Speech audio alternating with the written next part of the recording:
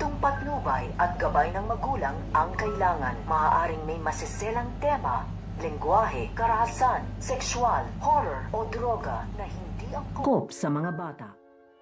Ang bagong buhay na kakaharapin nito nga ni Bubbles dito nga sa kanyang paglaya dahil tuluyan na nga dito nakalaya ito nga si Bubbles, kaya sa kanyang paglaya ay magpapaalam na nga ito dito nga kay Tanggol at sa kanyang mga kasamahan. At habang nagpapaalam nga ito nga si Bubbles dito nga kay Tanggol ay nalulungkot nga ito dahil hindi na nga daw sila magkikita. Pero ito nga si Tanggol ay nangangako nga ito dito nga kay Bubbles sa kanyang paglaya ay hahanapin nga daw siya dito. Kaya nag-iwan nga dito ng alaala ito nga si Bubbles dahil iniwan niya na dito ito nga kanyang paboritong sombrero at binigay nga niya ito dito nga kay Tanggol upang magkaroon nga daw siya ng rason upang hanapin nga daw siya. Kaya nga ito nga si Bubbles ay napayakap na nga ito dito nga kay Tanggol at tuluyan na nga itong nagpaalam.